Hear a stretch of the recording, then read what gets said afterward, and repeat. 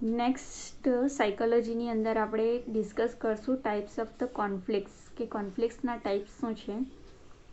તો એની અંદર ફર્સ્ટ છે approach conflicts. This is the simplest kind of conflicts and occur between the two positive goals that are the equality attractive. Okay, કે બે positive point ઉપર conflicts થાય છે. The person is attracted at the same time by two goals that are incompatible. Okay, કે એક person છે તે બે જ સેમ ગોલ ઉપર એનું અટ્રેક્શન થાય છે, પણ એ બે તો ચોઈસ ન કરી શકે, એને તો એક જ ચોઈસ કરવાનું હોય છે, એટલે આ પોઝિટિવ કોન્ફ્લિક્ટ્સ છે. A physiological conflicts arise when a person is both hungry and the sleepy at the same time, such as the choosing between two cinema or to go for a cinema or party schedule for the same night. Okay, કે એને બે positive option મળે છે પણ એને એક જ choice કરવાનું હોય છે, એટલે કીધું છે કે એક જ ટાઈમે એને ભૂખ પણ લાગે છે અને ઊંઘ પણ આવે છે. ઓકે, તો એમાંથી બેમાંથી એક ચોઈસ કરે છે, કાં તો પછી ખાઈને પછી સૂઈ જાય છે, એવી રીતે. અને સેમ ટાઈમે એને એવું હોય છે કે એ નાઇટે એને પાર્ટીમાં પણ જવાનું હોય છે અને સિનેમામાં મૂવી જોવા જવાનું હોય છે, તો બેમાંથી એક ચોઈસ કરવાનું છે. તો આ કહેવાય છે અપ્રોચ કોન્ફ્લિક્ટ્સ. નેક્સ્ટ જોશું avoidance conflict. It takes place when you are the forced to choose between two negative goals and individually sketch between devil and deep blue sea because of personal need and moral values. Okay, કે આની અંદર શું થાય છે કે પર્સનને force કરવામાં આવે છે કે આ બે નેગેટિવ ગોલ છે, એમાંથી તારે એક ચોઈસ કરવાનું છે. The individual is caught between two threats, fears, or the situation that are quickly rappelling. તો અવોઇડન્સ કોન્ફ્લિક્ટ્સની અંદર પછી આ રીતે ઇન્ડિવિજ્યુઅલે જે છે તે બે ચોઈસ હોય છે, એમાંથી એક ચોઈસ એણે ડિસાઇડ કરવાની છે. One has to choose between to take and going to the dentist. Okay, કે આમાં નેગેટિવ બે પોઈન્ટ્સ આવ્યા છે, તો એમાં એવું કીધું છે કે એને ટૂથ એક છે, દાંતમાં દુખાવો છે, તો એ દુખાવો સહન કરે યા તો પછી ડેન્ટિસ્ટ પાસે જાય અને ટ્રીટમેન્ટ કરાવે. One may dislike study and also failure and has to choose between two.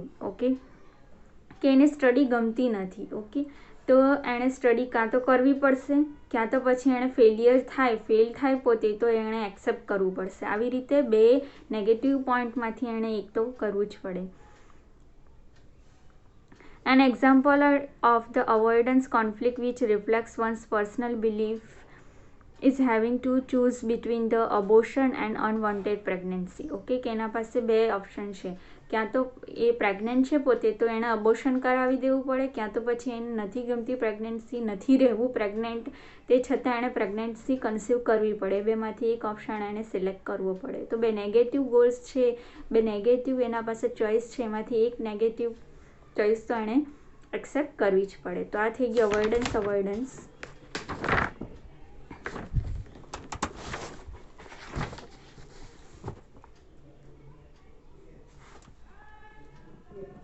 Next આવે છે approach conflicts. Approach avoidance conflict. It is most difficult to resolve because in this conflict one person is both attracted and repelled by the same goal object. Okay, કે આમાં એ બહુ difficult છે choice કરવું, કારણ કે જે બે ગોલ્સ હોય છે ને તે બંને ગોલ્સ તરફ એટ્રેક્ટિવ હોય છે. ઓકે, એમાં બંનેમાં એને સેમ લાગે છે. વી speak of ambivalence person has positive and negative feeling about same event. Okay, કે એના જે થોટ્સ છે ને એમ્બિવેલન્સ ટાઈપના હોય છે. મીન્સ વોટ, કે એક સેમ પર્સન છે એના વિશે પોઝિટિવ પણ વિચારે છે અને એ જ સેમ પર્સન માટે નેગેટિવ પણ વિચારે છે. This type of ice cream is delicious but also cause the obesity. કે આઈસ્ક્રીમ જે છે તે ટેસ્ટમાં એકદમ ડિલિશિયસ છે પણ એના કારણે ઓબેસિટી પણ થાય છે. A man wants to marry a girl for her beauty but at the same time her education level is too low.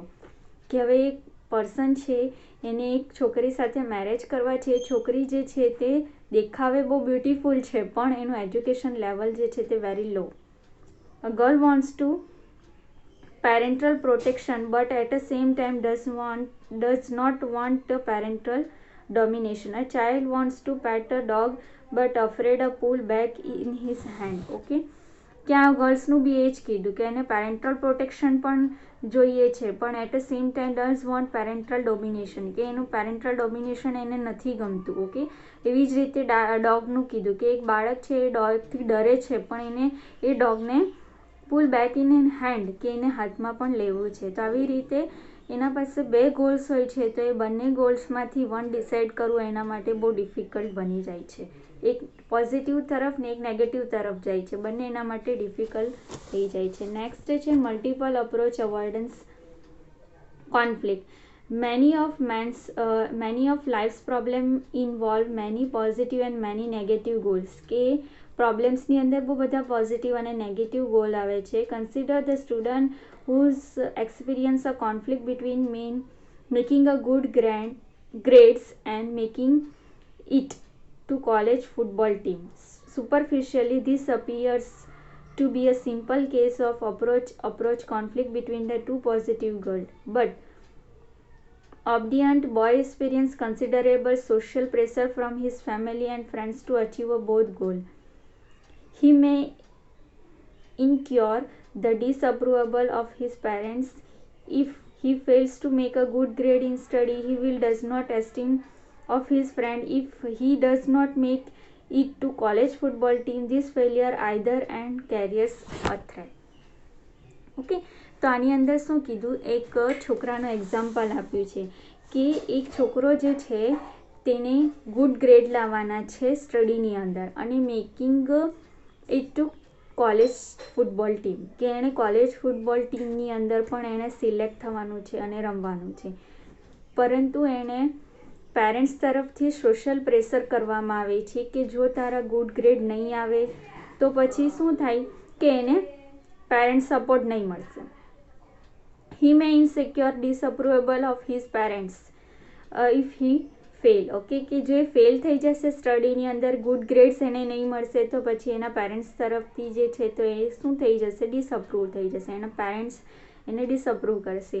એવી જ રીતે એના ફ્રેન્ડ્સ છે તો એના ફ્રેન્ડ્સ પણ એને શું કહે છે કે કોલેજ ફૂટબોલ ટીમની અંદર તું જોડાઈ જા. ઓકે, તો એના પાસે બે ચોઈસ, તો એમાં એ પછી પોતે કન્ફ્યુઝ થઈ જાય છે. Another example is a career woman engage to be a married. The goal of marriage has a positive value for her because of stability and security it will provide, and because she loves a man she will be married. Okay, કે શું example આવ્યું છે કે carrier woman engage to be a married. Okay, કે એ engage થાય છે અને married થાય છે. Goal of marriage has a positive value of her because security અને સ્ટેબિલિટી મળી જાય છે, કે મેરેજ કરવાનો ગોલ શું છે કે પોતે સિક્યોર બી થઈ જાય છે અને સ્ટેબલ પણ થઈ જાય છે. Because she love a man she will be a marrying, કે જેને લવ કરે છે એના સાથે એના મેરેજ થાય છે. But marriage is repellent to her because it will mean a giving up attractive offer of a job in another city. Okay, પણ શું થાય છે કે એ જે મેરેજ કરે છે પછી એની જે જોબ છે ને તે અનધર સિટીમાં હોય છે. If the overall sum of marriage values is greater than the career she might hesitate for a while, vacillate back and forth and then get married. Okay, કે પછી હવે શું છે કે એણે બંને એના પાસે ચોઈસ છે કે જો મેરેજ કરી લે પછી એણે કેરિયર સેટ કરવું હોય તો એણે બીજી સિટીમાં જોબ કરવું પડે, તો એણે પછી ક્યાં તો મેરેજ કરીને સેટ થઈ જાય ને પછી જોબ શોધે, ક્યાં તો પછી એ જોબ ત્યાંથી એ ચેન્જ કરીને એની સિટી ચેન્જ કરીને પોતાના મેરેજ થાય છે ત્યાં આવી શકે. તો આવી રીતે એના પાસે મલ્ટિપલ અપ્રોચ અને અવોઇડન્સ કોન્ફ્લિક્ટ્સ હોય છે. તો આ રીતે એના પાસે ગોલ હોય છે, એમાંથી એણે ચોઈસ કરવાનું હોય છે. નેક્સ્ટ છે coping with the frustration and the conflict, કે ફ્રસ્ટ્રેશન અને કોન્ફ્લિક્ટ સામે આપણે કેવી રીતે લડી શકીએ. તો ફર્સ્ટ છે identify the source of your frustration, કે પહેલાં તો આપણને શામાંથી ફ્રસ્ટ્રેટ, કઈ વસ્તુથી આપણે ફ્રસ્ટ્રેટ થઈએ છીએ તો એ શોધવાનું છે. Can you change it or the control it, કે આપણે જે એનાથી ફ્રસ્ટ્રેટ થઈએ છીએ તો એને આપણે ચેન્જ કરી શકીએ છીએ, એને કંટ્રોલમાં લઈ શકીએ છીએ, તો that will try. If you cannot, learning to accept the situation might be right answer. Okay, કે જો આપણે એને ચેન્જ નથી કરી શકતા, કંટ્રોલ નથી કરી શકતા, તો આપણી જે સિચ્યુએશન છે એને આપણે એક્સેપ્ટ કરવું જોઈએ અને પછી આગળ વધવું જોઈએ, મૂવ ઓન કરવું જોઈએ. સેકન્ડ છે decide important things carefully. Okay, કે કોઈ બી ઇમ્પોર્ટન્ટ થિંગ્સ છે તો આપણે એને કેરફુલી ડિસાઇડ કરવા જોઈએ. Option check the everything out carefully before making change in your job or the residence. કે આપણે જ્યારે ચેન્જ કરીએ છીએ જોબને અથવા તો આપણું જે રેસિડન્સ છે એને ચેન્જ કરીએ છીએ તો બધું આપણે કેરફુલી એને ચેક કરવું જોઈએ કે ત્યાં શું છે, કઈ જગ્યાએ છે, કઈ રીતનું છે. થર્ડ નંબર છે try to find out the compromise, look for the positive think when all choice seem negative. કે આપણે ફાઇન્ડ આઉટ કરવું જોઈએ, ટ્રાય ટુ ફાઇન્ડ કોમ્પ્રોમાઇઝ, કે આપણે કોમ્પ્રોમાઇઝ કરી શકીએ તો એવી રીતે, અને પોઝિટિવ થિંગ્સ છે તો તેના માટે આપણે જવું જોઈએ. See the reliable help from advisor, teacher and other counsellor. કે આપણે કોઈ બી એવા હોય જેના પાસે એક્સપિરિયન્સ હોય, જેના પાસે નોલેજ હોય, એના પાસેથી આપણે એડવાઇસ લેવું જોઈએ ને પછી જે સારું લાગે એ કરવું જોઈએ. Avoid the